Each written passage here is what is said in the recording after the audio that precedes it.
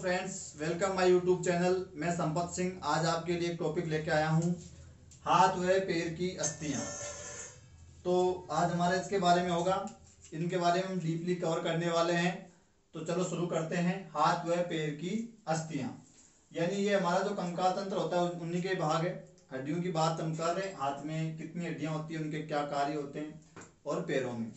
तो मैं बात करूँ हाथ की, हाथ यानी हमारा अग्रपाद। ये क्या होता है? हमारा अग्रपाद, हाथ, हैंड। और इधर मैं बात करूं पैर की यानी पश्चपाद, पैर या पांव या जो हमारे लेग होते हैं, पश्चपाद। तो हमारा जो हाथ होते हैं, एक हाथ में 30 अस्थियां होती है। एक हाथ में टोटल अस्थियां होती है 30, और दोनों को मिला देंगे तो 30 और 30 60 अस्थियां हो जाएगी। तो दोनों हाथों में 60 अस्थियां होती है। इसी प्रकार एक पैर में 30 और दोनों पैरों में 30 और कुल मिला के पैरों में भी होती है 60। तो दोनों हाथों में 30 और 30 मिला के 60 और दोनों पैरों में 30 और 30 मिला के 60, यानी टोटल ये 60 प्लस 60 यानी हाथ और पैरों में टोटल 120 अस्थियां पाई जाती है। हाथ और पैरों में टोटल अस्थियों की संख्या होती है 120। अभी हम गिनेंगे, काउंट करेंगे कैसे, कहाँ क्या है। दूसरी बात, हाथ जो होता है हमारा, वो अंश जो मेखला होती है उससे जुड़ा होता है, इसकी अस्थियां। और जो पैर होते हैं वो जो श्रोणी मेखला होती है उससे जुड़ा होता है। तो एक बार हम हाथ की अस्थियां जो है उनकी बात कर लेते हैं, चर्चा कर लेते हैं कौन कौन सी है। तो पहले मैं बात करूं तो पहली है परगंडिका। परगंडिका यानी इसको आप कहते हो ह्यूमरस। ह्यूमरस यानी परगंडिका या ह्यूमरस, और इसकी संख्या होती है आपकी 1, जो आगे से अंश मेखला से जुड़ी हुई है। नंबर 2 आती है हमारी, नंबर 2 आती है हमारी बाह्य प्रकोष्ठिका। बाह्य प्रकोष्ठिका, और उसको हम जानते हैं किसके नाम से? रेडियस के नाम से। बाह्य प्रकोष्ठिका या रेडियस, और इसकी भी संख्या होती है 1। नेक्स्ट हमारी जो अस्थि आती है वो आती है अंत प्रकोष्ठिका, और उसको हम जानते हैं अल्ना के नाम से। अल्ना, और उसकी भी संख्या होती है 1। परगंडिका यानी ह्यूमरस 1, बाह्य प्रकोष्ठिका रेडियस जिसको कहते हैं इंग्लिश में 1, और अंत प्रकोष्ठिका जिसको इंग्लिश में कहते हैं अल्ना, वो भी 1। नंबर 5, इसको नंबर 5 में आती है हमारी मणिबंधिकाएं। मणिबंधिकाएं, और इनको कहते हैं कार्पल्स। मणिबंधिकाएं या कार्पल्स, और इनकी संख्या होती है 8। नेक्स्ट हमारी 6 नंबर आती है कराबिकाएं। कराबिकाएं, कराबिकाएं, और इनको कहते हैं मेटाकार्पल्स। इंग्लिश में कह रहे हैं मेटाकार्पल्स, और इनकी संख्या होती है 5। और नेक्स्ट हमारी लास्ट नंबर 7 आती है, और वो आती है अंगुलास्थियां। अंगुलास्थियां, और इनको कहते हैं फेलेंजस। फेलेंजस, और इनकी संख्या होती है 14। तो हमारे हाथ में, एक हाथ की बात करें तो 30 अस्थियां हैं। परगंडिका ह्यूमरस 1, बाह्य प्रकोष्ठिका यानी रेडियस 1, अंत प्रकोष्ठिका यानी अल्ना 1, और मणिबंधिकाएं इनको कार्पल्स कहते हैं 8, और कराभिकाएं मेटाकार्पल्स जिनको कहते हैं वो 5 है, और अंगुलास्थियां जिसको फेलेंजेस कहते हैं वो 14 है। तो काउंट करते हैं कितनी होती है, 30 होती कि नहीं होती है। तो 1 2 3 और 8, 8 3 11, 11 और 5 16, और 16 और 14 हो गई हमारी 30। तो ये एक हाथ में हो गई हमारी 30 अस्थियां, और दोनों हाथों को मिला लेंगे तो हो जाएगी 60। अब इधर आते हैं पैर वाली की बात करते हैं। तो पैर एक नंबर को जो है वो है उर्विका, जिसको हम कहते हैं फीमर। संख्या कितनी हो गई, 1। नंबर दो पे आती है हमारी बाह्य जंदिका। बाह्य जंदिका, जंगिका, बाह्य जंगिका, और इनकी संख्या होती है 1। फिर 3 आती है बाह्य जंगिका, यानी इसको हम और दूसरा नाम क्या देंगे बाह्य जंगिका को, तो इसको हम कहेंगे फिबुला। फिबुला, और संख्या हो गई इसकी भी 1। फिर आती है अंतः जंगिका, इसको कहते हैं टीबिया, और इसकी भी संख्या होती है 1। बाह्य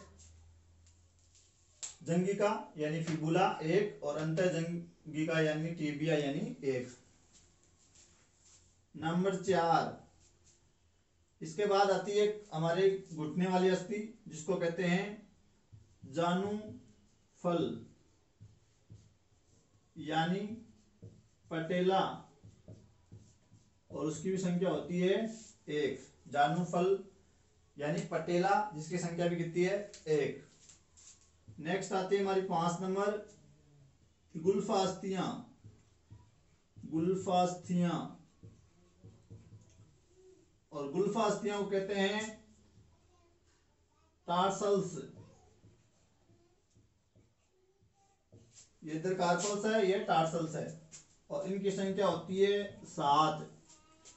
नंबर 6, और नंबर 6 होती है हमारी प्रपदिकाएं।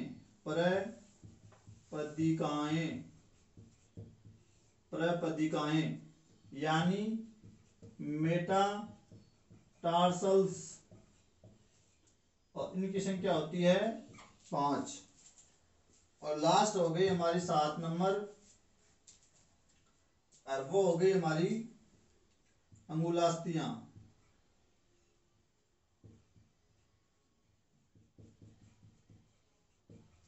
अंगुलास्थियां यानी फेलेंजेस, और ये होती है 14। तो इस प्रकार है ये अग्रपाद यानी हाथ की, और ये है पश्चपाद यानी पैर की। उर्विका यानी फीमर 1, बाह्य जंदिका यानी फिबुला 1, अंतः जंगिका टीबिया यानी 1, और जानुफल यानी पटेला वो भी 1, और गुल्फास्थियां यानी टार्सल 7, और प्रपदिकाएं मेटाटार्सल 5, और अंगुलास्थियां फेलेंजेस 14। तो यहाँ हम काउंट कर सकते हैं 1 2 3 4, और 4 7 11, 11 और 5 16, और 16 और 14 हो गए 30। तो इस प्रकार 30 और 30 एक एक दो पैर और हाथ में हो रही है, और दोनों को गिन लेंगे तो ये हो जाएगी 120। तो इस प्रकार है। अब हम इनके एक एक के बारे में थोड़ा सी चर्चा कर लेंगे विस्तृत, वो क्या है। तो चलो शुरू करते हैं। इनको मैं मिटा देता हूं।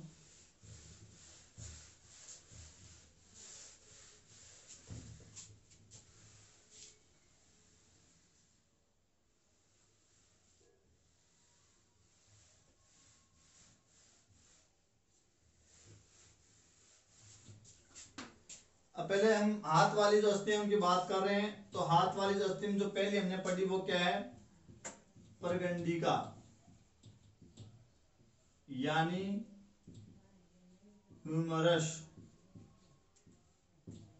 संख्या कितनी है इसकी, एक हाथ की बात कर रहा हूं, एक, दोनों में हो जाएगी 2।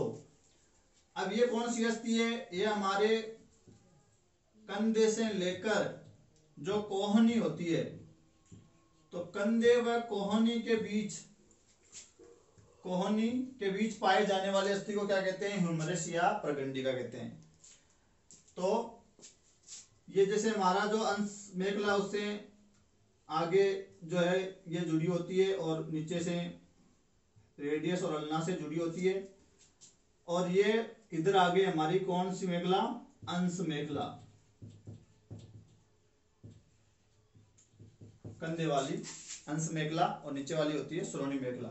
तो ये वाली जो हमारी अस्थि है यहां से लेकर यहां तक, ये कंधा हो गया और ये कोहनी होगी, तो यहां से लेकर यहां तक की जो अस्थि है वो कौन सी है, हमारी परगंडिका या ह्यूमरस। तो एक हाथ में ये एक हो गई, दोनों हाथों में ये हो गई 2, और यहां एक संधि पाई जाती है, उस संधि को कहते हैं कंदुक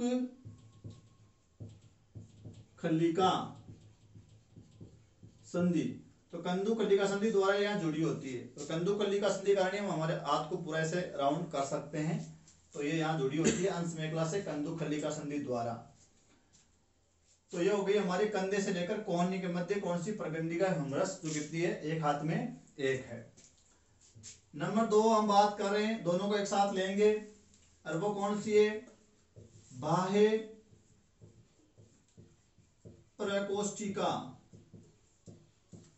व अंतः प्रकोष्ठिका। बाह्य प्रकोष्ठिका व अंतः प्रकोष्ठिका, जिसको हम क्या कह रहे हैं, इसको तो कह रहे हैं रेडियस और इसको कह रहे हैं अल्ना। तो बाह्य से मतलब बाहर की तरफ और अंतः प्रकोष्ठिका मतलब अंदर की ओर। तो हम इसको बनाना चाहें तो देखो ऐसा बनेगी, जैसे मान लो ये हमारा हाथ है, आगे चल रहा है, और ये यहाँ एक संधि पाई गई है जिसको कब्जा संधि या हिंज संधि कहते हैं, और उसके आगे यहाँ 2 अस्थियां निकल रही है।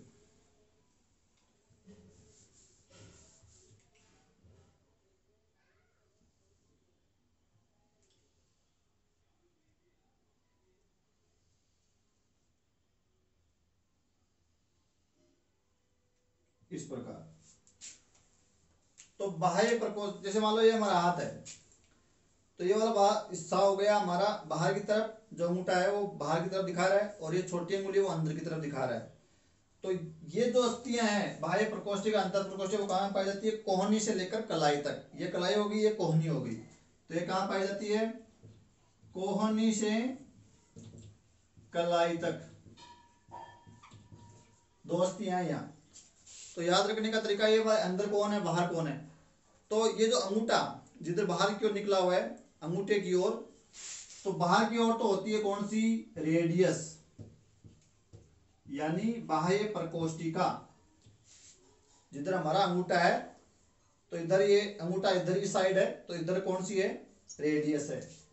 और छोटी अंगुली अंदर की ओर है, तो वो होती है हमारी अंतः प्रकोष्ठिका यानी अल्ना। तो अंदर की ओर अल्ना है और बाहर की ओर रेडियस है।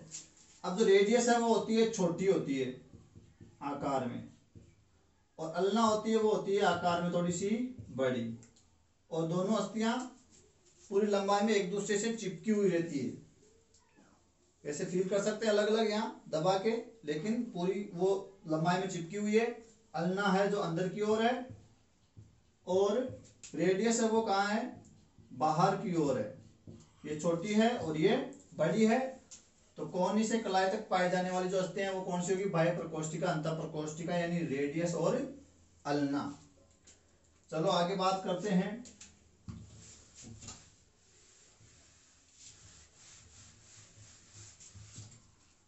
आगे यहां से यहां आए, यहां से यहां आगे कलाई, कलाई वाली अस्थि की बात करते हैं।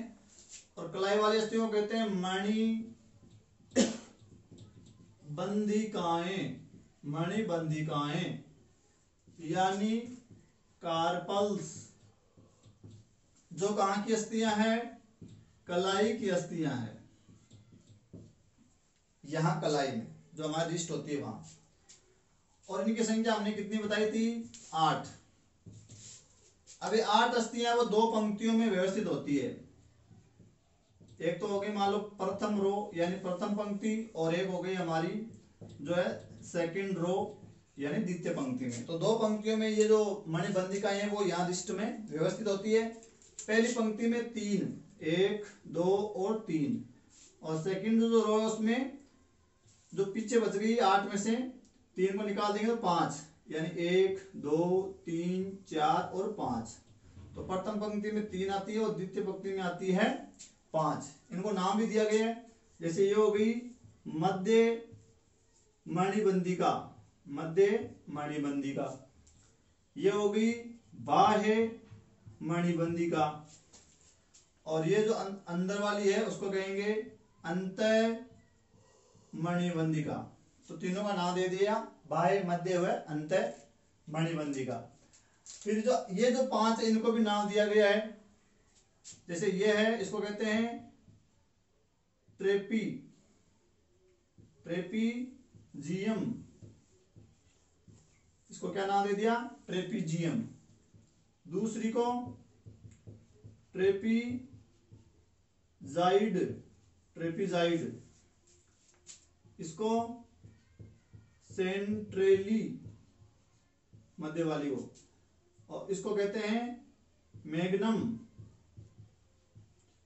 और लास्ट अंत वाली को कहते हैं आंसी फार्म, आंसी फार्म। तो इस प्रकार इनको नाम दिया गया। मणिबंधिका इस प्रकार हमारी कलाई में सेट होती है। तो ये होगी मणिबंधिकाएं। फिर हमारी 4 नंबर क्या आती है, कराबिकाएं, कराबिकाएं, यानी ये कार्पल्स है तो ये हो जाएगी मेटा कार्पल्स। तो कराबिकाएं ये कौन सी अस्थियां हैं, ये हमारी पंजे, पंजे वाली यानी हथेली का निर्माण करती है। तो ये कलाई होगी, कलाई के बाद ये हथेली आती है, पंजा आता है हमारा। तो यहाँ कौन सी आती है, कराबिकाएं आती है, मेटाकार्पल्स आती है। इनकी संख्या कितनी होती है, 5। तो यहां से 5 लंबी लंबी अस्थियां हमारी हथेली से जुड़ी होती है। 1, ये 2, और ये हो गई 3, ये 4 और ये 5, जो किसका निर्माण कर रही है, हथेली का निर्माण कर रही है, जिनको कराबिकाएं मेटाकार्पल्स कहते हैं, जो हमारा पंजा या हथेली का निर्माण करती है। 5 होती है, लंबी लंबी होती है। और लास्ट अंतिम आ गई हमारी क्या, अंगुलास्थियां, यानी फेलेंजस। तो यहां अंगुलियों का जो निर्माण करती है उनको अंगुलास्थियां कहेंगे। जैसे मान लो मैं इसको अंगूठा मानूं तो अंगूठा में होती है 2 अस्थियां। फिर ये जो फर्स्ट फिंगर है उसमें 1 2 3, इसमें भी 1 2 3, और इसमें भी 1 2 3, और इसमें भी 1 2 3। तो हमने कितनी बताई थी अंगुलास्थियां, 14। तो 1 2 3 4 5 6 7 8 9 10 11 12 13 और 14, यानी अंगूठे में यहाँ 2 है, एक संधि के एक इधर इधर, यहाँ 3 है, 1 2 3, इसमें भी 3 है, इसमें भी 3 है, इसमें भी 3 है, तो टोटल हो गई 14। तो एक सूत्र बनता है अंगुली सूत्र। तो मनुष्य का अंगुली सूत्र क्या होता है, 2 3 3 3 3, 1 2 3 4, ये अंगुलियां हो गई और ये हो गया अंगूठा। तो अंगुली सूत्र होता है 2 3 3 3 और 3। तो इस प्रकार ये हाथ की जो अस्थियां हैं वो होती है, और ये इस प्रकार पाई जाती है। यहां जो है वो कब्जा संधि है, या कंदुकलिका संधि है, यहाँ भी कब्जा संधि है। अब देखो पूरा हाथ बनाना चाहूं तो इधर आ गई हमारी अंश मेखला, और अंश मेखला से कंदुकलिका संधि द्वारा जुड़ गई हमारी ह्यूमरस, इस प्रकार। तो ये हो गई 1। तो ये हो गई हमारी कंधे से कलाई तक। फिर कलाई के बाद 2 अस्थियां हैं, एक तो छोटी है वो कौन सी है, रेडियस बाहर की ओर, और एक बड़ी है जिसको हम क्या कह रहे हैं, अल्ना, जो किधर है, अंदर की ओर। तो ये होगी 1 और 2। फिर क्या आ गई कलाई, कलाई में पहली पंक्ति में 3 और दूसरी पंक्ति में 5, जिनको कह रहे हैं आपकी कार्पल्स, मानीबंदिकाएं। और फिर यहाँ आगे हमारी कराबिकाएं, वो कितनी है, 5, यानी मेटाकार्पल्स। तो ये 5 लंबी लंबी जो तेल का निर्माण कर रही है, ये होगी 5। अंगूठे में कितनी है, 2, और अंगुलियों में कितनी कितनी है, 3 3। इस प्रकार हमारा जो हाथ है उसमें पाई जाती है। एक यहाँ हो गई, दूसरी यहाँ, तीसरी यहाँ है, और 8 यहाँ है, 5 यहाँ है, और 14 यहाँ है। तो कुल मिला के हो जाएगी 30। ये हमारे हाथ की संरचना हो गई। Humerus, radius, ulna, carpals, metacarpals और फ्लेंजेस। तो ये हो गई हाथ की अस्थियां। अब बात करेंगे पैर की अस्थियां।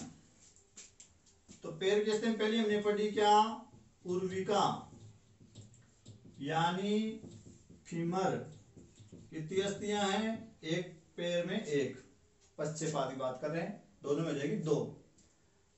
और ये है वो शरीर की सबसे लंबी और मजबूत अस्थि। मजबूत है, वैसे जबड़े की अस्थि सबसे ज्यादा मजबूत होती है, सेकंड नंबर पर यही आती है। फीमर सबसे लंबी भी है और मजबूत भी है। और फीमर है वो लंबी अस्थि है, और आगे से जुड़ी होती है किससे, श्रोणी मेखला से, और यहाँ ये हमारा गया घुटना। तो इसके पीछे के भाग इसको सॉफ्ट कहते हैं, साफ्ट, मध्य भाग को क्या कहते हैं, साफ्ट, लंबा है। तो ये हो गई हमारी फीमर अस्थि उर्विका, जो कहाँ पाई जाती है, हमारी जांग में। ये जांग की अस्थि है, लंबी अस्थि है, आगे से किससे जुड़ी हुई है, श्रोणी मेखला से। तो ये हो गई हमारी क्या, उर्विका या फीमर। नंबर 2 हमने क्या लिखा, टीबिया और फिबुला।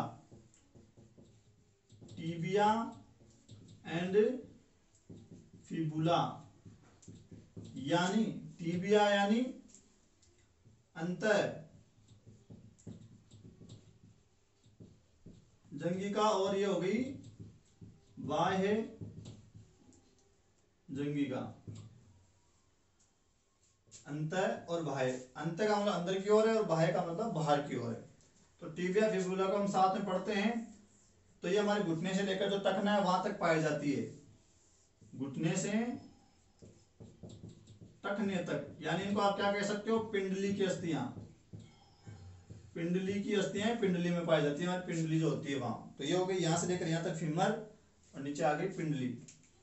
तो टीबिया और फिबुला में हम देखेंगे, तो ये जैसे मान लो अंदर की ओर तो हो गई क्या, फिबुला, अंदर की ओर, अंदर की ओर क्या पाई जाती है, फिबुला नहीं, टीबिया। अंदर की ओर तो क्या होती है, टीबिया। और बाहर की ओर एक छोटी सी अस्थि होती है, पतली सी, पिंडली में, उसको क्या कहते हैं, फिबुला। तो फिबुला तो पाई जाती है बाहर की ओर, और टीबिया पाई जाती है अंदर की ओर। इसमें टीबिया क्या है, बड़ी है, मजबूत है और सीधी है, और फिबुला पतली सी है, बाहर की ओर पाई जाती है। जब हम सर पर या कहीं भी वजन उठाते हैं, तो अधिकांश जो वजन है वो हमारी कौन सी अस्थि सहती है, टीबिया सहती है। सारा वजन किस पर जाता है, टीबिया पर जाता है। और बाहर की ओर कौन सी है, फिबुला, पतली सी अस्थि है। तो ये हो गई टीबिया और फिबुला। टीबिया यानी अंतः जंगिका, और फिबिया यानी बाह्य जंगिका, जो पिंडली की अस्थि है, घुटने से टखने तक पाई जा रही है। तो ये हो गई टीबिया और फिबुला। फिर आ गए हम घुटनों पर।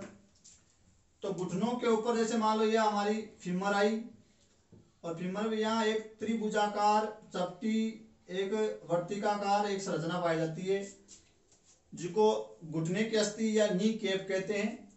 तो ये जो अस्थि है इसको जानुफल कह रहे हैं, जानुफल यानी पटेला, त्रिभुजाकार चपटी संरचना या घुटने की अस्थि है, ये घुटने पर पाई जा रही है, तो ये होगी पटेला जो सिंगल ही है, और एक है दोनों में हो जाएगी 2।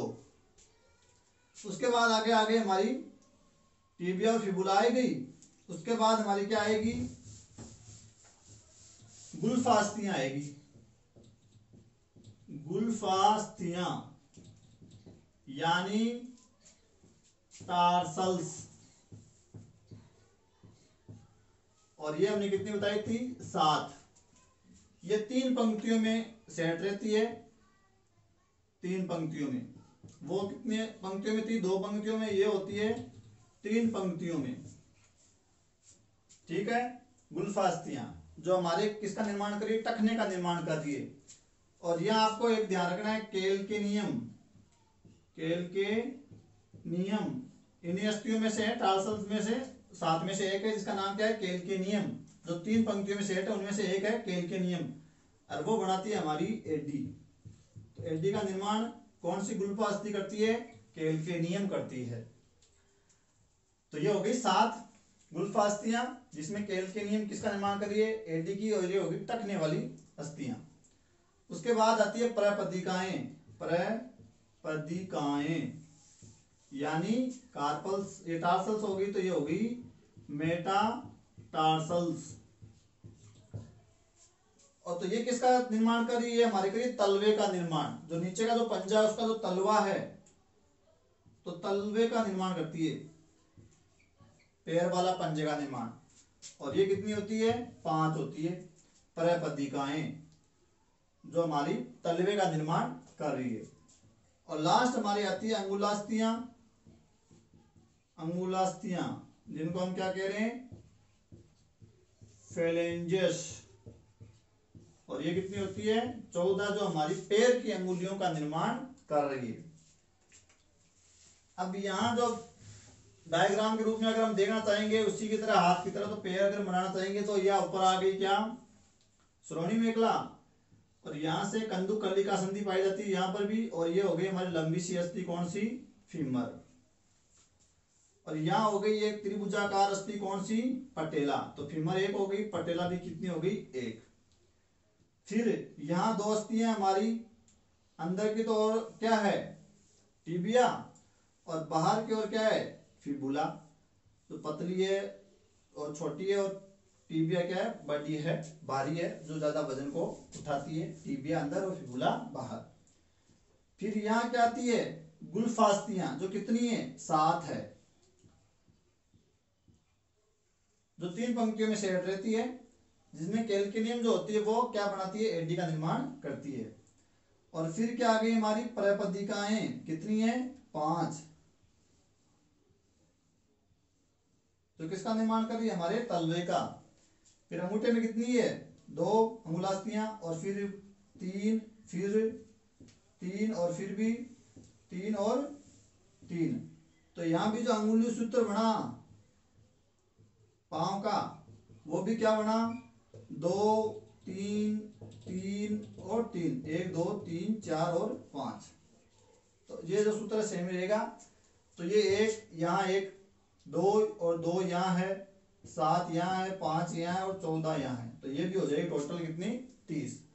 तो ये हो गई हमारे हाथ और पैर की अस्थियां। आशा करते हैं आपके समझ में आया होगा। फिर भी कोई दिक्कत है तो आप कमेंट करके हमसे पूछ सकते हैं। धन्यवाद।